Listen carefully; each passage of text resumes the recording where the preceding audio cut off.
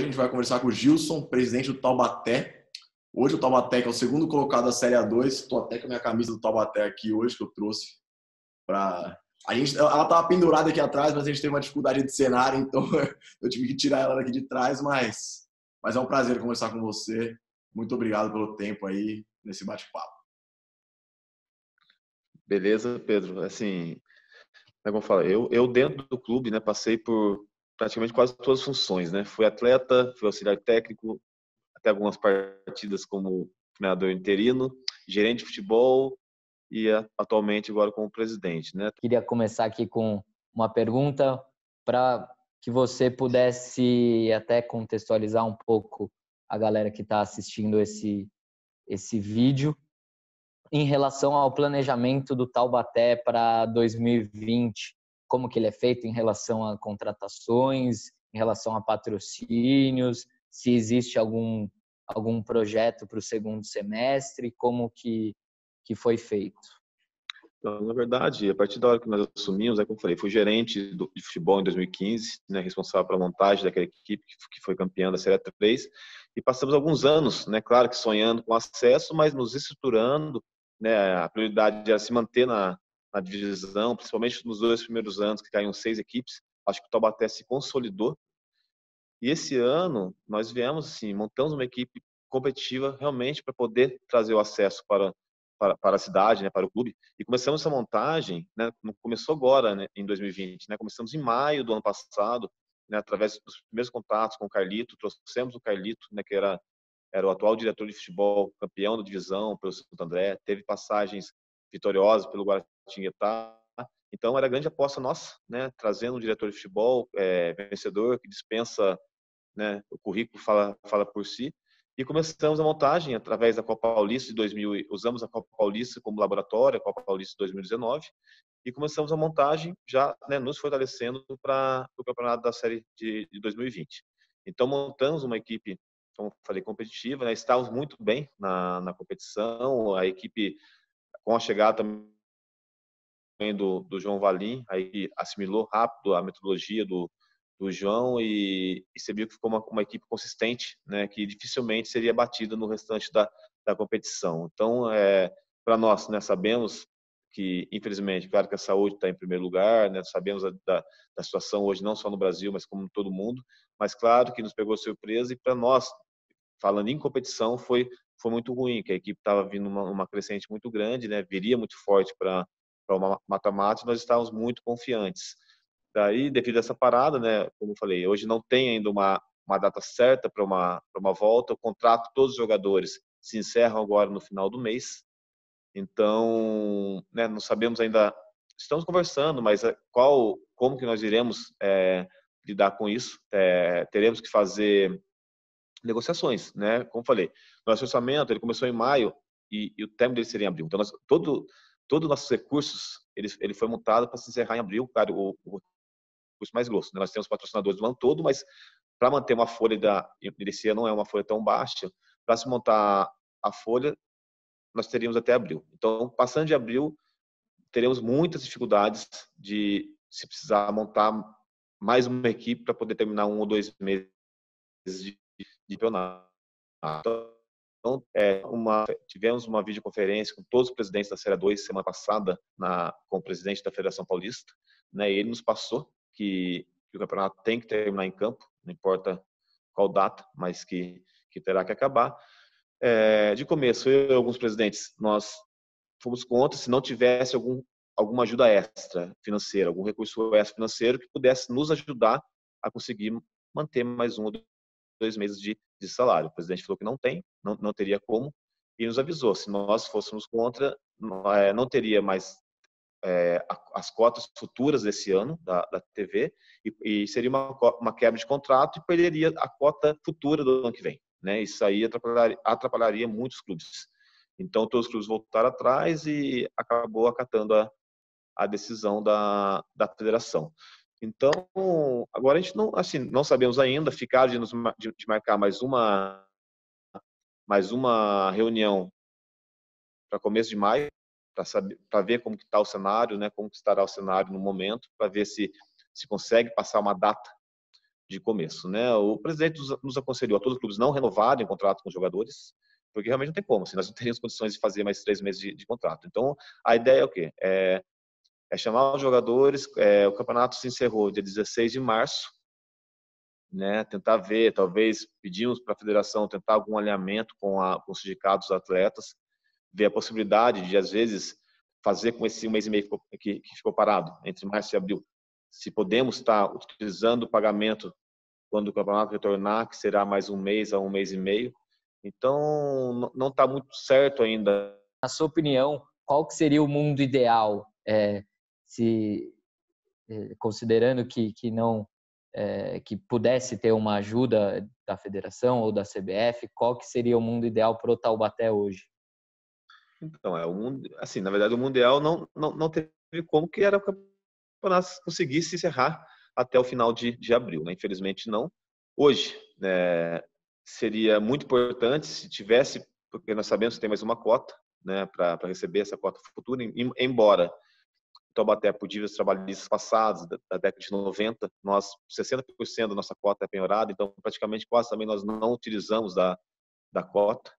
Só que a grande maioria dos clubes, né, necessitam até para poder, através da cota que se fazem os orçamentos e através da cota que faz a folha de pagamento. Então, como eu falei, nós fizemos um investimento alto de maio até abril e, infelizmente, a partir de abril nós não temos mais uma entrada, né, boa. Temos uma entrada mínima que dá para pagar funcionários, né, que a gente tem no clube, mas não chega nem perto do que a gente poderia estar iniciando para poder fazer um pagamento de folha. Seria, assim, ter fora a cota, né, que nós estávamos reivindicando, que tivesse uma ajuda extra, algo a mais. Não antecipação de cota no ano que vem, não empréstimo, mas que viesse alguma ajuda, né, financeira que a gente pudesse estar negociando jogadores, trazendo jogadores. Claro que quem for montar agora, se o campeonato retornar em julho, né, para mim é quase que um outro campeonato, porque embora vai começar da onde que parou, mas a maioria dos clubes talvez não tenha os jogadores que estavam lá até abril. Se pode contratar, se, por exemplo, se ninguém quiser vir dos 26, teremos que contratar 26 jogadores novos, né? Não poderemos contratar nem da A3, nem da A2 e nem da A1. O que seria um atrativo para os jogadores hoje vir no Taubaté? Eu penso que o Taubaté na segunda posição, praticamente certo de estar indo para o mata-mata. Assim, uma maneira de seduzir os jogadores é mostrar, você vem, né, termina o campeonato, às vezes uma situação financeira um pouco menor, mas que você vai estar aparecendo no Brasil todo, tendo grande chance de estar subindo com um clube tão tradicional. Então, através da conquista, o jogador também usaria o Taubaté como trampolim para coisas maiores. Então, assim, a gente está numa situação ainda cômoda no campeonato. Eu imagino, até falei isso na reunião, da dificuldade, como não vai ser tão fácil. Assim. Eu imagino a dificuldade, por exemplo, de uma Votuporanguense, Penapolense, que estão praticamente lá na zona de rebaixamento. A Votuporanguense estava quase escapando. Foi uma equipe que investiu, infelizmente, começou muito mal, mas a gente via nos últimos jogos que já estava conseguindo as vitórias, estava 1 ponto atrás da zona de rebaixamento, e agora faltam só 3 rodadas. Como uma Votuporanguense, sem condições financeiras, porque também investiu até abril, como que ela vai convencer os jogadores a vir para jogar 3 partidas com grande risco de cair e sujar e manchar o currículo? Então, assim, você imagina a dificuldade dessas equipes que estão lá embaixo. Como que ela vai conseguir? Se não conseguir trazer jogadores, vai ter que terminar com sub-20, sub-17, sub-20, praticamente dando certo o descenso. Então, é muito difícil. Eu falo pelo Taubaté, por mais difícil que esteja, como falei, hoje, risco zero de descenso, né? O máximo que vai acontecer é, infelizmente, a gente adiar o sonho de uma cidade toda que estava esperançosa, vendo que era uma equipe que tinha total condições de acesso. Se nós não conseguirmos seduzir os jogadores, o máximo vai acontecer é chegar no mata-mata, mas chances teremos. Mas não como essas equipes que estão embaixo, que praticamente terão uma dificuldade muito grande de montar novos elencos. Até um pouco nessa linha de ajuda ou não ajuda das federações da CBF, a gente até já discutiu um pouco isso com o Marcelo Cardoso do Monte Azul, que a gente entrevistou ele semana passada, e ele também contou um pouquinho da situação lá em Monte Azul, como eles estão lidando com isso. E a gente até comentou com ele que a CBF deu aquela ajuda de 19 milhões de reais, que repassou 120 mil para as federações, que não é nada. E não faz muito sentido isso na nossa cabeça, porque a gente até fez uma conta, bem aquelas contas bem por cima, mas se você divide todo esse valor de 120 mil reais por todos os times que jogam Paulista nas 4 divisões, dá R$ 1.200 para cada um. Com R$ 1.200 você não faz nada no futebol brasileiro. Em futebol nenhum, eu acho, inclusive. Então, a gente não consegue entender muito como eles se recusam a ajudar. Eles deram alguma resposta do porquê que eles não vão dar nenhuma ajuda financeira? Ou só falam que não tem dinheiro, ponto? Não, claro que não tem dinheiro. Assim, que a cota, ela vem, eles dependem também da cota da federação e repassam, né, para os clubes. Claro que para a Série A1, né, o montante é principalmente para as equipes grandes, né, e o que sobra vem para 2, depois uma situação para a Série A3. E, assim, a dificuldade que a gente vê hoje, teria maneira de... Eu vejo que o Estado de São Paulo, isso é uma opinião minha, tá? Assim, pessoal, não do clube. A gente sabe quantas equipes tem no Estado de São Paulo. O Estado de São Paulo é o estado que mais tem clubes. Então, eu vejo uma situação de limitar 16 por série, né? A gente sabe que o pessoal tem muitos desdenho do estadual, né? E isso, infelizmente, porque isso aí que motiva as equipes do interior, que no passado se faziam grandes jogadores, porque o celeiro muitas vezes era um time interior, e muitos clubes do interior que eram formadores hoje estão falidos e até numa 4ª divisão. Então, uma maneira, eu penso, que deveriam repensar uma situação de aumentar o número de clubes numa Série A2, numa Série A1. O que eles prezam muito é a situação de calendário, né, de datas. Hoje eu vejo um campeonato da Série 1 totalmente estranho, das chaves que não jogam entre si e jogam em 12 datas. Eu imaginava assim, um campeonato com 24 clubes da Série 1, dividindo 12 em 2 chaves de 12, com os 2 grandes em cada chave, né, que é o atrativo também para as equipes do interior, pelo menos fazer um jogo com uma equipe grande em casa, em um turno daria 11 jogos. Né? A gente teria uma data menos até do que hoje se tem aí no atual formato do campeonato. O que é muito, eu acredito, é a parte da divisão da cota, né? Porque assim, tendo 24 equipes, a cota ficaria um pouco menor para as equipes, né, maiores. Mas daí que eu penso, a gente está passando um momento tão difícil, né, que eu imagino que deveria ter uma solidariedade, união dos clubes. E não é tanto, não, é só tirar um pouquinho da fatia, principalmente dos grandes. E às vezes os grandes também parar de inflacionar os cenários. É inadmissível um ser humano ganhar 1 milhão por mês, 800 mil por mês. Então, se façam folhas um pouco menores, pensando também, né, numa situação de ajuda aos clubes menores, que esses clubes menores que são os clubes que muitas vezes formam jogadores até mesmo para essas equipes grandes, entendeu? Então eu vejo, seria uma forma de resgatar, né, até as equipes que estão embaixo numa 4ª divisão, você traria maiores equipes de tradição do interior para uma Série A1, depois para a Série A2, consequentemente, né, A3, então assim, e deixaria a 4ª divisão, né, assim, um pouco menos inchada, né, e a possibilidade dos clubes ficarem mais perto da 1ª divisão. Então, assim, eu acho que seria uma forma de resgatar os clubes e não deixar com que a maioria dos clubes aí de interior esteja morrendo, como a gente vê hoje. Nessa mesma linha, eu queria saber se você sente, até como um time que não disputa o Campeonato Brasileiro, se tem em relação a datas, em relação a calendário, se existe um privilégio muito maior aos times que jogam o Campeonato Brasileiro. Então, o que eu sempre falo, né, que para os clubes do interior continuarem vivos e ser um atrativo do Taubaté, é o sonho nosso, né? O sonho nosso é chegar na Série 1 do Paulista e entrar no cenário nacional, para ter o calendário o ano todo, né? Nós disputamos às vezes uma Copa Paulista, mas a Copa Paulista é deficitária, né? Não é atrativa, né, para o torcedor. E então, mais para poder ser uma forma de ter calendário, de você não ficar jogando 2 meses no ano, porque o campeonato em si mesmo são 2 meses de campeonato. Se faz uma pré-temporada, começa de final de janeiro, começo de março, meio de março, se não classificar já está acabando. Então, como você consegue manter uma torcida apaixonada, uma identidade do clube, se você disputa 2 meses no campeonato e fica 10 meses parado?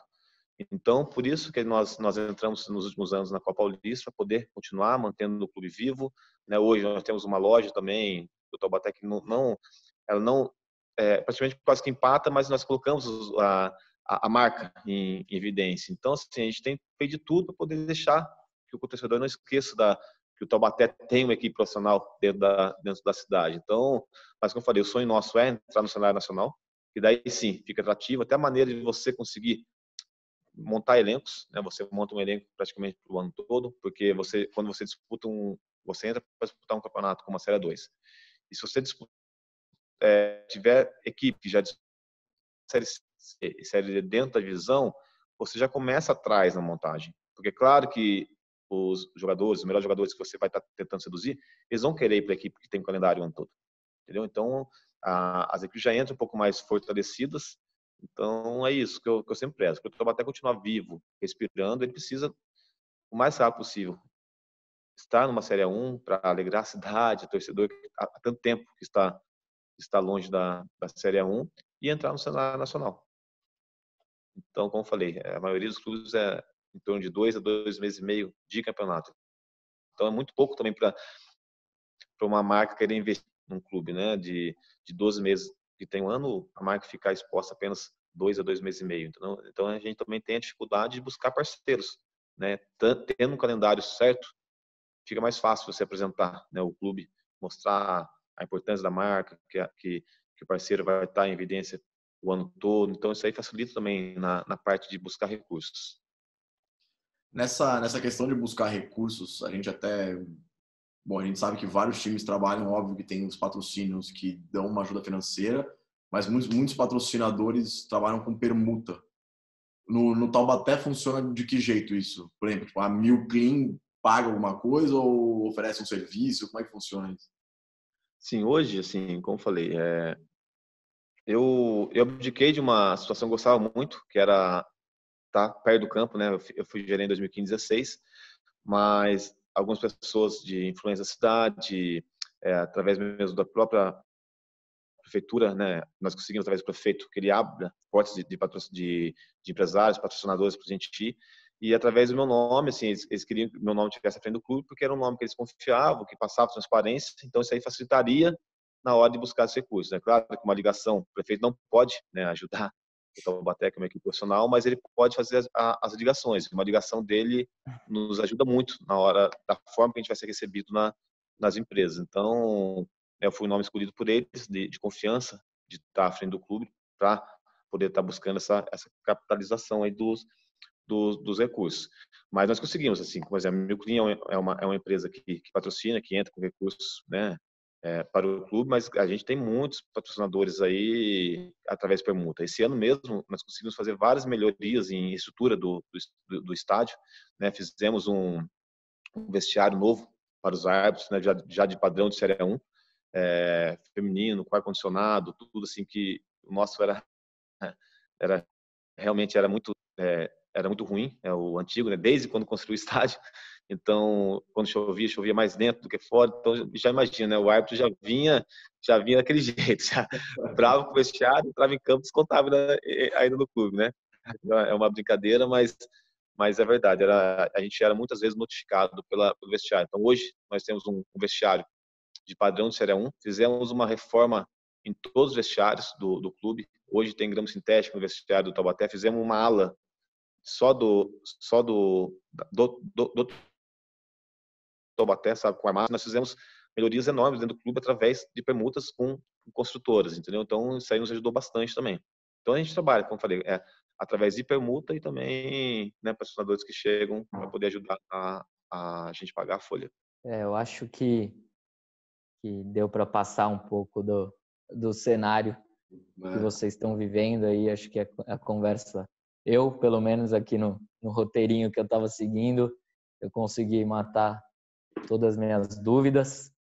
Bom, acho que... eu tenho uma última dúvida, muito importante, uma pergunta muito importante, que eu estava guardando ela para o final. Quem que é o verdadeiro rei do acesso? João Valim ou Pinho? Então, o Pinho é uma lenda, né? Também, né? O Pinho, assim, se pegasse, é que o João veio numa batida depois de 2000 2009, 2010, né? O João veio numa sequência e o Pinho foi uma fase até um pouco antes ali. Só que o Pinho, nossa, joguei muito contra o Pinho e teve um jogo muito engraçado. Eu estava acompanhando, né, que ele saiu um contra-ataque, acho que não sei se era Independente de Limeira, a equipe dele estava ganhando, aí saiu o contra-ataque, saiu o gol do empate, saiu, ele simulou um infarto no meio do campo, entrou no meio do campo. Então, Não. o Pinho é lindo, cara. Nossa, eu escutei muitas coisas boas dele, sabe, das projeções dele. Então tinha muitas coisas, jogadores, né, que eu na época eu jogava e atuava junto. Muitas vezes as projeções do Pinho era tema da nossa conversa, né? Eu ficava escutando os jogadores falando. Então, os dois. E o João é uma pessoa também, eu falo muitas vezes, sabe? Assim, claro que tem que ter o estudo, pessoal, todo mundo tem que capacitar. Só que tem uma coisa, o pessoal não adianta falar 5 línguas, 6 línguas, se não falar a língua do futebol, né? A língua do vestiário. E o João tem isso, né? Na simplicidade dele, né? Uma pessoa maravilhosa, muito correto e assim da simplicidade dele consegue passar de maneira simples para o atleta uma situação de coisa, o atleta vai lá e desenvolve bem. Então muitos termos técnicos hoje que você vê linha baixa, linha alta, assim, claro que é importante o conhecimento, tem que ter, tá? Isso aí eu acho que é importante a soma, mas você também tem que entender até percepção é muito importante.